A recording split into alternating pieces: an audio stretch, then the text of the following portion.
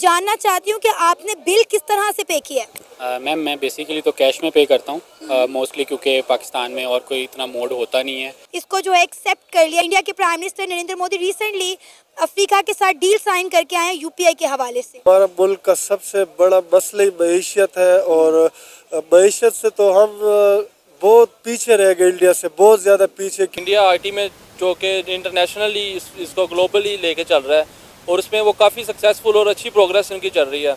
दोस्तों इंडिया काफी तेजी से तरक्की कर रहा है, वो बात अलग है कि कुछ मूर्खों को नजर नहीं आती। अब उन लोगों को साइड रखिए, अब आप यूपीआई को ही देखिए।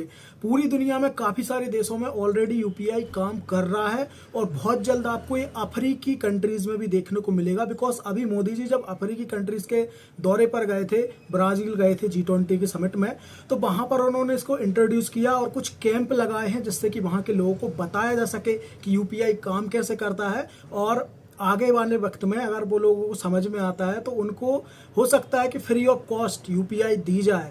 और ये एक बहुत बड़ी बात है कि इंडिया दोस्तों गरीब देशों को साथ लेकर चल रहा है। चाहे आप कोरोना के टाइम पर देखो, फ्री वैक्सीन का जो अफ्रीकी कंट्रीज है ना, सारी कंट्रीज को दी गई थी। तो ये सब दोस्तों इंडिया कर रहा है और इसीलिए पूरी दुनिया में एक अलग ही जगह अपने लिए बना पा रहा है। तो देखो दोस्तों, अब एक देश हमारे पड़ोस में है पाकिस्तान, वो भी चाह रहा है कि भाई उसके साथ भी यूपीआई हो, उसको भी तरक्की हो, इंडिया इन्वेस्टमेंट करे, इंडिया का साथ हो। लेकिन उसके नसीब में ये कुछ है नहीं, तो बेचारे अपने ओपिनियन देते हैं, रोना धोना करते हैं, जिसको देखकर इंडिया वाले काफ़ी ज़्यादा मजे लेते हैं। तो चलिए पाकिस्तानी पब्लिक की तरफ चलते हैं, उनसे ही जानते हैं कि यूपीआई को इंटरनेशनल देखकर उनके क्या हाल चाल है। मैं देख रही थी आप यहाँ अपने बैठ के दोस्तों के साथ चाय शाय पी रहे थे, चिप्स खा रहे थे, सर्दियों की शाम को एंजॉय कर रहे थे। डेफिनेटली आपने बिल भी पे किया होगा, तो मैं ये जानना चाहती हूँ कि आपने बिल किस तरह से पे किया है। मैम मैं बेसिकली तो कैश में पे करता हूँ मोस्टली, क्योंकि पाकिस्तान में और कोई इतना मोड होता नहीं है। जितने भी छोटे बिजनेसेस हैं मेनली ये कैश एक्सेप्ट करते हैं, ऑनलाइन मोड्स और इनके पास ऑप्शंस नहीं होते। तो बेसिकली तो मैंने कैश में पे किया। तो आपके लिए इजी क्या रहता है एज अ पाकिस्तानी? हम बात करें तो पाकिस्तान में क्राइम रेट जो है हम देख रहे हैं कि वक्त के साथ साथ बहुत ज़्यादा बढ़ रहा है। तो आप जो है वो पेमेंट मेथड क्या यूज़ करना ज़्यादा प्रेफर करेंगे? क्या आपको नहीं लगता कि हमारे यहाँ पे भी बार कोड्स होने चाहिए कि हम उनको स्कैन करें और पेमेंट कर दें, बजाय इसके कि हम एटीएम की लंबी लाइन में लगें, कैश निकलवाएं, फिर कैश को लेकर हम ख़तरे में भी रहें कि भाई कहीं कोई आके गन पॉइंट पे हमसे ले ना जाए? जी मैम देखें बेसिकली इसके अंदर इशू ये है, वाकई इस वक्त सबके लिए, मैं भी नहीं, जितनी भी हमारी जनरेशन है बेसिकली हम लोग कैश होल्ड नहीं करते। वैसे भी जिस तरह एडवांसमेंट आ रही है, बैंक्स आपको ऑप्शंस दे रहे हैं, जिस तरह काफ़ी है, जैज़ कैश है, इजी पैसा है, और भी मोबाइल ऐप्स हैं, उनके थ्रू डायरेक्ट पेमेंट ट्रांसफ़र के ऑप्शंस होते हैं। लेकिन मसला ये है कि लोकल जितने भी वेंडर्स हैं वो इसको सपोर्ट नहीं करते। सर हमारा हमसाया मुल्क भारत, हम वहाँ देख रहे हैं कि वहाँ बड़े अरसे से यूपीआई सिस्टम जो है वो यूज़ किया जा रहा है। इवन कि वहाँ पे अगर एक भिखारी भी है तो बार कोड के ज़रिए जो है वो भीख मांग रहा होता है। वहाँ पे जो वेंडर्स हैं, सब्ज़ी फरोश हैं, हम देखते हैं वो सड़कों पे सब्ज़ी तो बेच रहे हैं लेकिन साथ में उन्होंने बार कोड लगाया होता है कि भाई कैश देने की ज़रूरत नहीं है, आप इस बार कोड को स्कैन करें और पेमेंट कर दें। क्या कहना चाहेंगे? अब इस सिस्टम को दुनिया भर में अडॉप्ट किया जा रहा है। पहले ही 12 से 15 ममालिक इसको यूज़ कर रहे थे, अब अफ्रीका में भी इसको जो है एक्सेप्ट कर लिया। इंडिया के prime minister Narendra Modi recently Africa के साथ डील साइन करके आए हैं यूपीआई के हवाले से। लेकिन बेसिकली मैम उनकी 2-3 वजूहात हैं जिसकी वजह से वो लोग ऑप्ट करते हैं। सबसे पहले ये यूपीआई पेमेंट को उनकी गवर्नमेंट सपोर्ट करती है। उनके भी जितने भी लोकल चैनल हैं, जिस तरह पेटीएम है या भारत पे है, बेसिकली आपने उनके आजकल सुनील ग्रोवर साहब के इंटरव्यूज़ भी बहुत ज़्यादा चल रहे होते हैं, आपने उनको देखा होगा। बेसिकली है क्या, उन्होंने इस मोड को ईजी बनाया है। हमारा ये मोड यहाँ पे इसके अंदर हम लोग गवर्नमेंट एज ए गवर्नमेंट उसको ईज़ नहीं करे। फॉर एग्जांपल एक लोकल वेंडर है, अब उसके ऊपर मैं उसको पेमेंट करता हूँ, सबसे पहले पेमेंट रजिस्टर्ड होगी या इमीडिएटली गवर्नमेंट के पास उसका रिकॉर्ड चला गया है, गवर्नमेंट उस रिकॉर्ड के लिए उसको टैक्स के तौर पे यूज़ करी है और वो इमीडिएट टैक्स भी दे रहा है। अब उसके बाद इसी तरह ये मोड बेसिकली यहाँ पे डिफरेंट है। फिर जो उसको पेमेंट रिसीव हो रही है वो हो रही है एट द डे एंड, उसको इमीडिएट ट्रांसफ़र नहीं हो रहा। अब उसके बैंक में शाम को वो पेमेंट ट्रांसफ़र होगी और वो उसको वेरी नेक्स्ट डे यूज़ कर सकता है। इंडिया की पॉलिसी इस तरह की थी कि एट द इंस्टेंट जैसे ही आपको यूपीआई ट्रांसफ़र होता है इमीडिएटली आपके मर्चेंट अकाउंट में पैसे ट्रांसफ़र हो जाते हैं। तो ये मोड बेसिकली पाकिस्तान में इसलिए एक्सेप्टेबल नहीं हो पा रहा क्योंकि गवर्नमेंट इसको ईज़ नहीं कर रही। अभी रिसेंटली जैज़ कैश ने और इजी पैसा के ऐप्स हैं, इन्होंने बेसिकली बार कोड को सपोर्ट किया है। लेकिन हमारी मसला ये है कि हमारी बेसिक एजुकेशन के अंदर ये चीज़ें सपोर्टिव नहीं हैं, हमारे ट्रस्ट लेवल उस तरह के नहीं हैं। हमारा मुल्क का सबसे बड़ा मसला ही मईशत है, और मईशत से तो हम बहुत पीछे रह गए, इंडिया से बहुत ज़्यादा पीछे, क्योंकि वो एशिया टाइगर बनने जा रहे हैं और हम कहाँ से कहाँ पत्थर के दौर में चले गए। सिग्नल नहीं होते, नेट काम नहीं कर रहा होता, बहुत सी ऐसी बातें ना। तो अभी कौन कौन सी बातें मैं आपको गिनवाऊँ। इंडिया तो अमेरिका के साथ सबसे बड़ी उन्होंने जो तिजारत के बारे में उन्होंने बात की है ना, उनके साथ उनके कॉन्ट्रैक्ट हुए हैं। पाकिस्तानियों को सऊदी की वीज़े नहीं मिल रहे, दुबई के नहीं मिल रहे, तो बहुत हमारे मुल्क बहुत पीछे रह गए, बहुत ज़्यादा पीछे हो गए।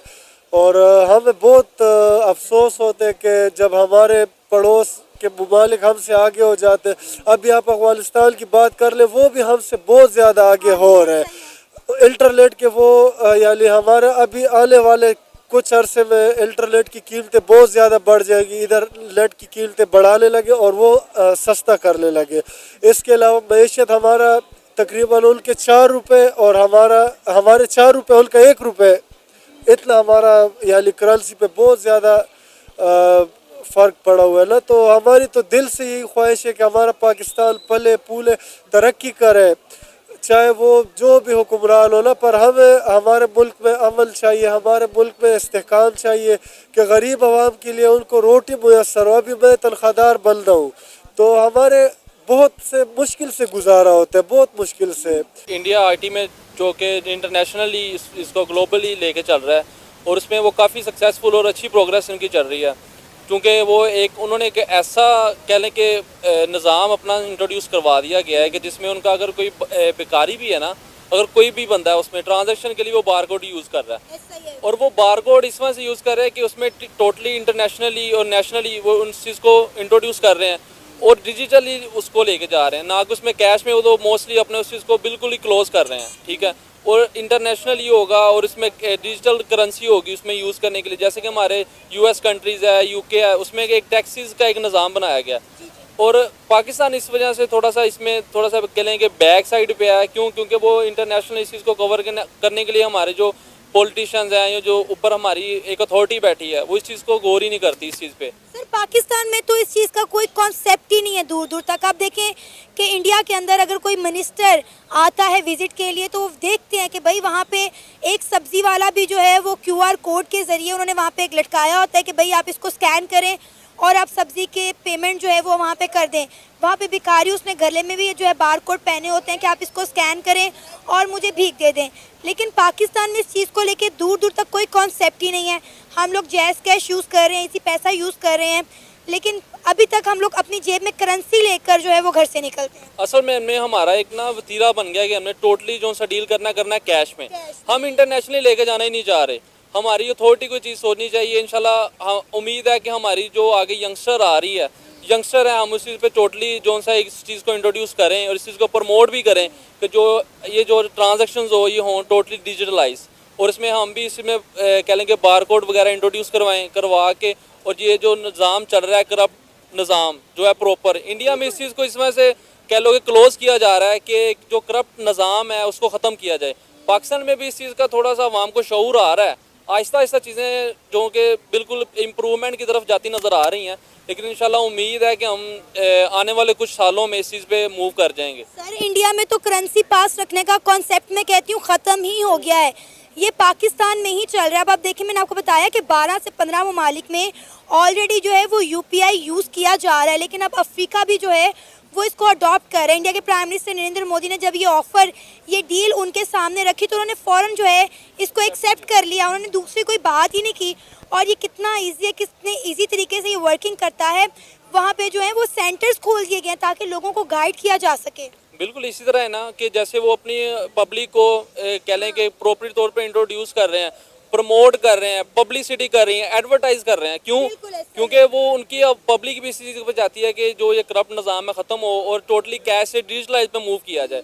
पाकिस्तान में इस चीज़ का शौर ज़रूर आएगा और इंशाल्लाह आगे जो हमारी यंगस्टर्स हैं वो इस चीज़ पे प्रॉपरली फोकस कर रहे हैं और इसी चाहते हैं कि यार ये टोटली जो करप्ट निज़ाम है इसको ख़त्म किया जाए। सर, ये जानकर, ये देखकर कैसा लगता है कि हमारे साथ आज़ाद होने वाला मुल्क आज चांद पर पहुंच गया है।